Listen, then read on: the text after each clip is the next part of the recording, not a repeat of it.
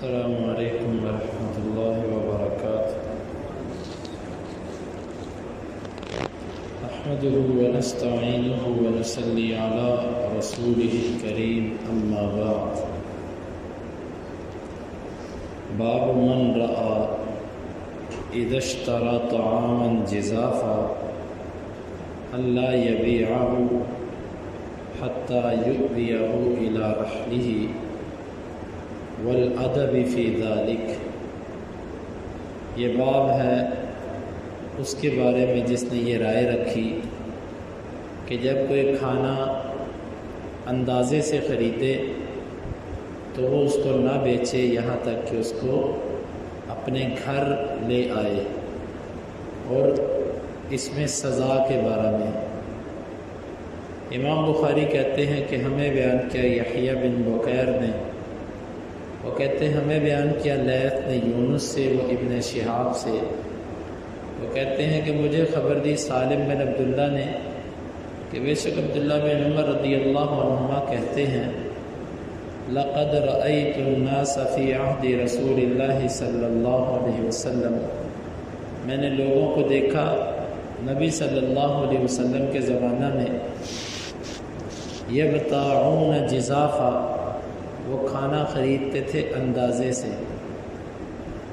یضربون ان یبیعوہ، وہ مارے جاتے تھے اس بات پہ کہ اس کو فروخت کریں، فی مکانہم، اسی جگہ، حتی یؤوہ الی رحالہم، یہاں تک کہ وہ اس کو لے آئیں اپنے گھروں کی طرف۔ یہ بات وہی ہے جو امام بخاری رحمہ اللہ پیچھے بھی کر کے آئے ہیں کہ کوئی بھی چیز جب آپ نے خرید لی تو اس کو آگے بیچنا جائز نہیں ہے جب تک دو چیزیں پوری نہ ہو جائیں۔ نمبر ایک، وہ چیز آپ کے قبضے میں نہ آ جائے، آپ خرید نہ لو اور اس کا وزن نہ کر لو، اور دوسرا یہ ہے کہ جب تک اس کو اپنی جگہ پر منتقل نہ کر لو اس چیز کو بیچنا جائز نہیں ہے۔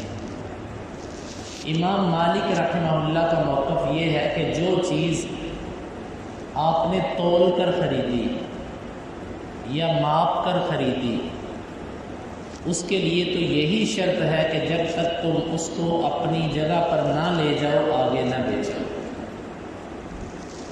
لیکن جو چیز آپ نے اندازے سے خریدی، مثلا ایک ڈھیری لگی ہوئی تھی، اس کا وزن معلوم نہیں ہے کتنا وزن ہے اس کا، آپ نے کہا دکاندار سے یہ کیا ہے، وہ کہتا بس یہ لے لو 100 روپے کی، آپ نے کہا چلو ٹھیک ہے۔ امام مالک کہتے ہیں جو چیز آپ نے اندازے سے خریدی اس کو تم اسی جگہ فروخت کر سکتے ہو، اس کو اپنی جگہ پر اپنے گھر پر لے کر آنا ضروری نہیں ہے۔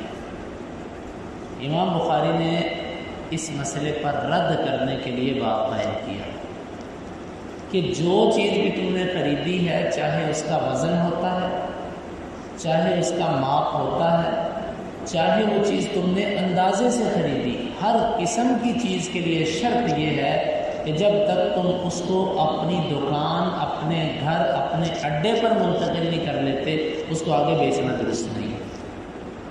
اس مسئلے کو ثابت کرنے کے لیے امام بخاری نے باب کیا، اور چیزیں عام طور پر 3 طرح کی ہوتی ہیں۔ ایک چیز تو وہ ہوتی ہے کہ جس کو آپ نے اپنے ہاتھ میں لے لیا تو وہ آپ کے قبضے میں آ گئی، مثال کے طور پہ آپ کرنسی چینج کروانے جاتے ہیں، سونا چاندی خریدنے جاتے ہیں۔ اب سونا چاندی جب آپ نے دکاندار سے لے لیا، اپنے ہاتھ میں کر لیا، اپنی جیب میں ڈال لیا تو وہ آپ کا ہو گیا۔ اب آپ اس کی دکان سے باہر نکل کے بھی اس کو فروخت کر سکتے ہیں، تھوڑا سا آگے پیچھے جا کے اس کی دکان کی حدود سے نکل کے اس کو فروخت کر سکتے ہیں، جائز ہے، یہ آپ کا قبضہ ہے۔ کچھ چیزیں ایسی ہوتی ہیں کہ ان کو ایک جگہ سے اٹھا کے دوسری جگہ لے جانا پڑتا ہے، جس طرح سودا صرف ہے، چینی کی بوریاں، آٹے کی بوریاں، ہر وہ چیز جو وجود رکھتی ہے اس کو اپنی دکان پہ لے کر جانا، یہ اس کے فروخت کرنے کے لیے ضروری ہے۔ دکان پر لے جانے سے مراد ہے کہ اس کے مالک کا جہاں جہاں قبضہ ہے اس حدود سے باہر نکالنا، جس سے آپ نے چیز خریدی ہے اس کی جو حدود ہے اس سے باہر نکلنا۔ اور تیسری چیز ہوتی ہے کہ ایسی چیز آپ نے خریدی جو ایک جگہ سے دوسری جگہ منتقل نہیں ہو سکتی، زمین، مکان، تو اس میں صرف اتنا ہے کہ جس سے آپ نے خریدی جب وہ دستبرداری کا اعلان کر دے تحریراً یا منہ سے بول کے، تو یہ بھی آپ کا قبضہ شمار ہوگا۔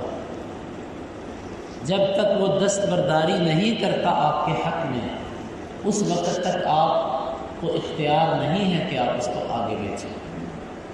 یہ 3 قسم کی چیزیں ہوتی ہیں اور تینوں کی صورت یہ بنتی ہے۔ تو بہرحال امام بخاری رحمہ اللہ نے یہ حدیث لا کر امام مالک پر رد کیا ہے کہ چیز چاہے وزن سے خریدی جائے، چاہے ماپ کے خریدی جائے، چاہے اندازے سے خریدی جائے، شرط یہی ہے کہ جب تک تمہارے گھر نہ آ جائے، قبضے میں نہ آ جائے، اس کو آگے بیچنا جائز ہے۔ اور جو حدیث لے کر آئے وہ یہ ہے کہ عبداللہ بن عمر کہتے ہیں کہ نبی صلی اللہ علیہ وسلم کے زمانے میں جو کوئی چیز اپنے قبضے میں لینے سے پہلے بیچتا تھا اس کو مارا جاتا تھا، یعنی کہ جو ڈھیری کے لفظ ہیں، بغیر تولے ہوئے اور بغیر ماپے ہوئے خریدی ہوئی چیز کو بھی جو بغیر اپنی جگہ پر منتقل کیے بیچتا تھا اس کو سزا ملتی ہے۔ یہ حدیث ہے امام بخاری رحمہ اللہ کی۔ اب اس حدیث سے ہر اس چیز کی بیع ممنوع ثابت ہوتی ہے کہ جس کو اپنے قبضے میں لیے بغیر بیچا جاتا ہے۔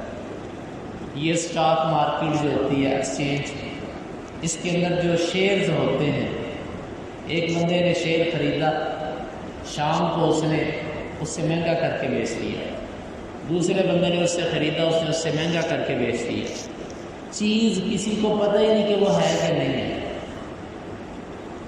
پتہ ہی نہیں ہے، اندھے کنویں کے اندر تیر ہے۔ یہ درہم کی درہم کے ساتھ بیع جو عبداللہ بن عمر نے بیان کی تھی، جو کل کے درس میں گزری ہے، یہ درست نہیں ہے۔ خالصتاً اس کے اندر جوا اور اس کے اندر دھوکہ ہے۔ ایک بندہ کہتا ہے میں نے شیئر خریدے ہیں کمپنی کے 1,00,000 روپے کے، اب مجھے 1,05,000 کے لے لو، اب میں 1,05,000 کے بیچ رہا ہوں۔ نہ اس نے شیئر دیکھے، نہ اس نے پکڑے، اس نے 1,05,000 کے خریدے، اگلے بندے نے اسے 1,07,000 کے لے لیے، اس سے آگے اسے 1,10,000 کے لے لیے۔ یہ سب جوئے کی صورتیں ہیں، کوئی اس کے پیچھے اثر نہیں۔ ہاں ایک صورت یہ ہے کہ واقعتاً ایک کمپنی موجود ہے، اس نے اپنا شیئر کچھ بیچے اور آپ نے خریدے، اس کی تصدیق ہوئی تحریراً، یا جو بھی قانونی طریقہ چلتا ہے اس طریقے کے مطابق وہ شیئر آپ کے نام منتقل ہوا۔ اب آپ اس شیئر کو آگے کسی بندے کو فروخت کرتے ہیں اور اسی قانونی طریقے سے کرتے ہیں تو یہ صورت سمجھ آتی ہے۔ باقی ایک کمپنی کا وجود ہی نہیں ہے، مجھے ایک چیز، ایک کمپنی بنے گی، اس کے شیئر بک رہے ہیں، ابھی وہ چیز وجود میں نہیں آئی اور اس کے شیئر مارکیٹ میں بک رہے ہیں۔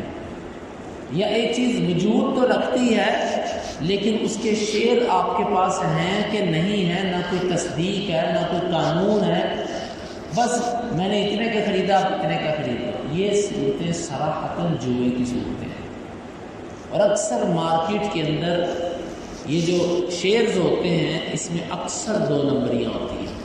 اسی لیے میں تو اکثر ساتھیوں کو کہتا ہوں کہ اس کی خریداری سے بچیں، وہ چیز خریدیں، وہ چیز فروخت کریں کہ جس چیز کا قبضہ آپ کے پاس آ چکا ہے، جس کی آپ کو تسلی ہو چکی ہوئی ہے۔ صورت دیگر یہ بیع درست نہیں ہے۔ اور یہاں سے یہ بات بھی معلوم ہوئی کہ جو غلط بیع کرے، غلط خرید و فروخت کرے، حاکم وقت اس کو سزا دے سکتا ہے۔ جس طرح کہ یہاں پر آتا کہ عبداللہ بن عمر کہتے ہیں لوگوں کو ادب، یعنی ان کو مارا جاتا تھا یا ان کو ڈانٹا جاتا تھا کہ تم نے اس قسم کی بیع کیوں کی ہے۔ غلط قسم کی بیع کرنے پر سزا دی جا سکتی ہے، لیکن یہ سزا حاکم دے گا اور کوئی نہیں دے سکتا۔ اور دوسری بات یہ بھی معلوم ہوئی کہ حاکم کی یہ بھی ذمہ داری ہے کہ وہ مارکیٹ کے اندر ایسی پارٹیاں اور ایسی ٹیمیں مقرر کرے جو لوگوں پر نگرانی کرے کہ یہ کس قسم کی تجارت کر رہے ہیں. اگر یہ غلط تجارت کر رہے ہیں تو ان کو روکا جائے اور ان کو سزا دی جائے. اس طرح کہ یہاں سے معلوم ہوتا ہے کہ جو غلط بیع کرتا اس کو سزا ملتی ہے. یہ کیسے پتہ چل سکتا ہے؟ جب مارکیٹوں کے اندر حکومت کے نمائندے موجود ہوں، وہ پوری نگہداشت اور نگرانی کے ساتھ یہ خرید و فروخت کے معاملات کو کروائے کہ جو بھی قانون سے ہٹ کے کرے گا اس کو سزا ہوگی، اس کو سزا پہنچائی جائے گی. اور یہاں سے بعض اہل علم ابن حجر رحمہ اللہ نے یہ بات بھی لکھی ہے، جو چیز ماپ کر خریدی جاتی ہے اس کا اصول یہ ہے کہ اس کو ماپ کر ہی خریدے. جو چیز تول کر خریدی جاتی ہے اس کا اصول یہ ہے کہ اس کو تول کر ہی خریدے. ماپنے والی چیز کو تولنا، تولنے والی چیز کو ماپنا، وہ کہتے ہیں یہ بھی درست نہیں ہے، یہ درست چیز نہیں ہے. تو اس لیے یہ احادیث سے جو بات ہمیں سمجھ آتی ہے کہ مارکیٹ کے اندر جو چیز جس وزن سے بکتی ہو، جس وزن سے معروف ہو، اس کو اسی طریقے سے اسی وزن سے خریدنا چاہیے. اور یہ بات بھی معلوم ہوئی کہ ایک ڈھیری جس کا وزن معلوم نہیں ہے اس کو بھی خریدا جا سکتا ہے. جب آپ نے کہا کہ یہ ڈھیری کتنے کلو کی، اس سے کا پتہ نہیں کتنے کے بارے میں اتنے پیسے دے دیں، آپ نے وہ خرید لی، یہ جائز ہے. اسی طرح وہ ڈھیری آپ آگے بھی بیچ سکتے ہو یہ بتا کہ مجھے نہیں اس کے وزن کا پتہ، بس یہ اتنے کی ہے، ٹھیک ہے، لیکن اس ڈھیری میں دھوکہ نہیں ہونا چاہیے. جس طرح کہ نبی صلی اللہ علیہ وسلم گزرے، ایک آدمی گندم بیچ رہا تھا، اناج بیچ رہا تھا، آپ نے ایسے اس میں ہاتھ ڈالا تو آگے سے گیلا. آپ نے فرمایا کہ کھانے والے یہ کیا ہے؟ اس نے کہا اللہ کے رسول اس کو بارش پہنچ گئی. آپ نے فرمایا کہ تو نے بارش والے مال کو اوپر کیوں نہیں کیا؟ تو دھوکہ دے رہا ہے. آج کل مارکیٹ منڈیوں کے سودے تقریباً دھوکے، نیچے ردی مال، نیچے گھٹیا مال، اوپر ایک اور دو تہیں جو لگائی جاتی ہیں وہ عمدہ قسم کے مال، تاکہ جو کوئی دیکھے وہ کہ واہ کتنا پیارا، یہ پیٹی کتنی پیاری ہے پھل کی. جب وہ لیتا دو تہیں اور نیچے سارا ردی مال ہوتا ہے. یہ سب خائن اور بے برکتے کاروبار کرنے والے لوگ ہیں. تو یہ حدیث ہمیں یہ تعلیم دیتی ہے کہ دھوکے سے بچا جائے. اور بعض روایات کے اندر یہ آتا ہے کہ جس چیز کو تولا جاتا ہے جب تک 2 دفعہ نہ تولا جائے اس کو آگے بیچنا جائے. ایک دفعہ تب جب آپ نے خریدا اس کو تلوا کر خریدا، اور ایک دفعہ تب جب آپ نے آگے بیچا اس کو توڑ کر بیچا. اور اسی طرح جو چیز ماپی جاتی ہے جب تک اس پہ 2 ماپ نہ آ جائیں اس کو آگے بیچنا جائز نہیں. جب آپ نے خریدا تو اس کو ماپ کر خریدو، جب آپ آگے بیچو تو اس کو ماپ کر بیچو. آپ یہ کہتے ہیں میں پیچھے سے تلوا کے لایا تھا یہ اتنے کلو تھی، پیچھے والے دکاندار کے وزن پہ اس کے ماپ پہ آگے بیچنا یہ درست نہیں. شریعت کہتی ہے کہ تم جب بیچ رہے ہو، تم جب نفع لے رہے ہو تو تم اپنی ایک ماپ کرو اور اپنا ایک وزن کرو.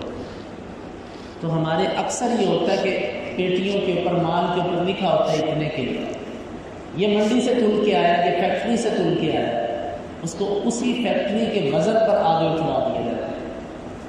یہ درست نہیں ہے بات. ممکن ہے درمیان سے کوئی چیز کسی نے نکال لی ہو، ممکن ہے اس میں کوئی کمی بیشی آ گئی ہو، تو ضروری ہے کہ آپ جب ایک چیز کو اپنی دکان پہ بیچ رہے تو اپنا دوبارہ وزن کروا کے اس کو بیچو، دوبارہ ماپ کروا کے اس کو بیچو. اور اگر کوئی چیز بغیر وزن اور ماپ کے لیے ہے پھر بغیر وزن اور ماپ کے بیچنا جائے، لیکن اس پہ وزن نہیں آپ بتا سکتے کہ یہ اتنے کلو. جب آپ نے وزن بتا دیا پھر تولنا پڑے گا، پھر ماپنا پڑے گا. تو یہ ہے اس حدیث سے معلوم ہونے والی باتیں.